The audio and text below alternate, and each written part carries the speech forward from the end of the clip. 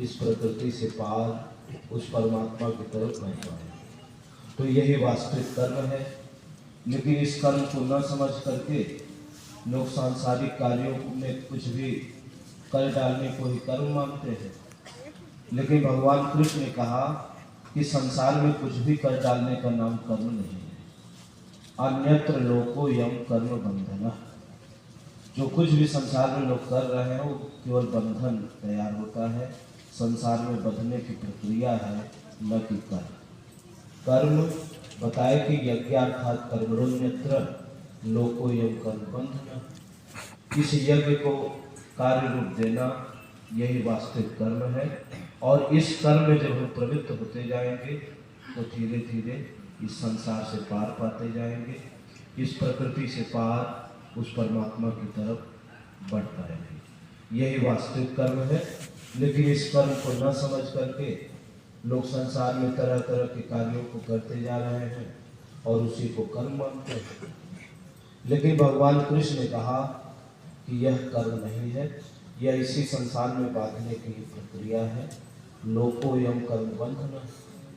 तो इस बंधन से मुक्ति के लिए जब तक ऐसे महापुरुष का सरल सानिध्य, उनके बताए हुए मार्गों का अनुसरण नहीं करेंगे, तब तक हम वास्तविक ईश्वरीय राह पर चल ही नहीं पाएंगे।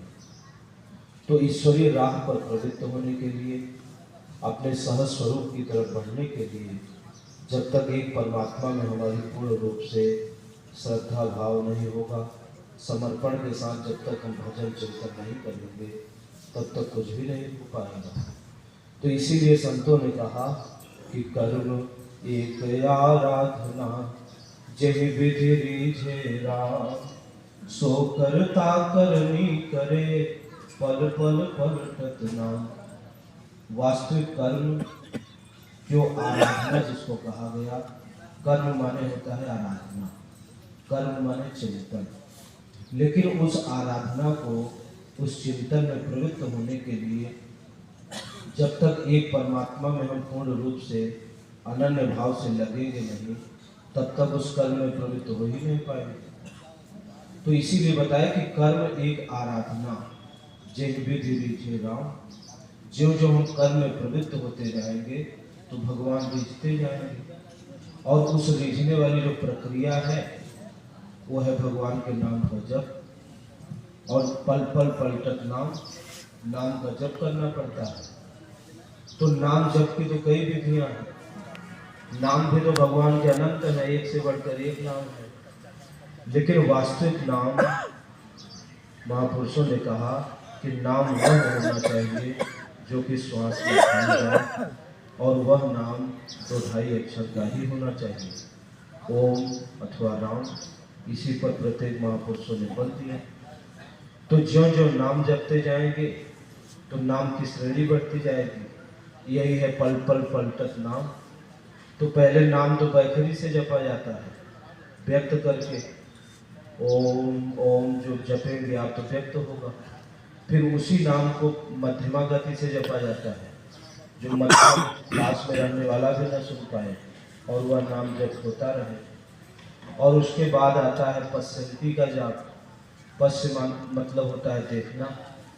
श्वास ऊपर गई तो ओम, नीचे गई तो ओम। इसमें श्वास को देखने का विधान है। इसको पश्चंती का जाप कहते हैं। उसके बाद आता है परा। परा का मतलब होता है कि जपे न जपावे अपने से आवे। ये बहुत ऊंची अवस्था है, वो कोई बिरले ही उसमें पहुंच पाते हैं। तो ये नाम जप की श्रेणियां है। तो ये नाम ज्यों ज्यों आप जपेंगे तो धीरे धीरे इस कर्म में प्रवृत्त होते जाएंगे। इसीलिए बताया कि कर्म एक आराधना, जहि विधि रीझे राम, सो करता करनी करे, पल पल पलटत नाम। कर्ता ज्यों ज्यों कर्म में प्रवृत्त होता जाएगा, भगवान के नाम को जप करेगा, तब धीरे धीरे यही नाम की श्रेणियां बढ़ती जाएंगी। बैखरी से मध्यमा, मध्यमा से पश्चंती, पश्चंती से परा वाली अवस्था में साधक पहुंचता है। और जब तक नाम नहीं जपेंगे तब तक तो अंतःकरण भी शुद्ध नहीं होगा। सबके अंतःकरण में तरह तरह का विकार है, तरह तरह के उद्वेग हैं, राग द्वेष छल कपट ईर्ष्या डाह कलह, ये तो सबके अंतःकरण में है। लेकिन जब तक इसको हम मिटाने का प्रयास नहीं करेंगे, काम क्रोध लोभ मोह मद मत्सर इनका जो प्रवाह चल रहा है, जब तक ये समाप्त नहीं होंगे तब तक तो कर्म में हम प्रवृत्त ही नहीं हो पाएंगे। तो इस अंतःकरण की शुद्धि के लिए, इन विकारों से पार पाने के लिए ये परमात्मा के नाम का जप करना पड़ता है।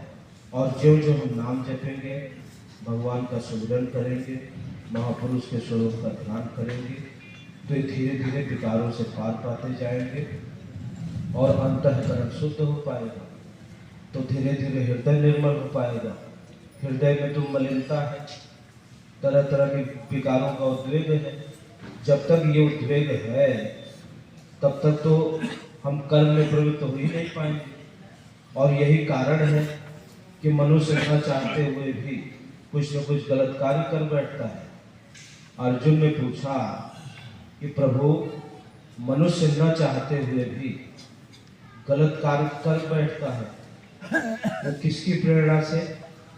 तो भगवान ने कहा, काम एष क्रोध एष रजोगुण समुद्भवः महासनो महापाप्मा विद्धे न मेह वैरिणव। काम और क्रोध ये दुर्जय शत्रु हैं और ये रजोगुण से उत्पन्न हुए हैं। और इन्हीं के प्रेरणा से मनुष्य न चाहते हुए भी कुछ न कुछ गलत कार्य कर बैठता है। तो इस गलत कार्यों से बचने के लिए, ईश्वरीय राह पर प्रवृत्त होने के लिए इन काम क्रोध का त्याग करना पड़ेगा और मन क्रम वचन से एक परमात्मा के प्रति आश्रित होना पड़ेगा। भगवान के नाम को जप करना चाहिए।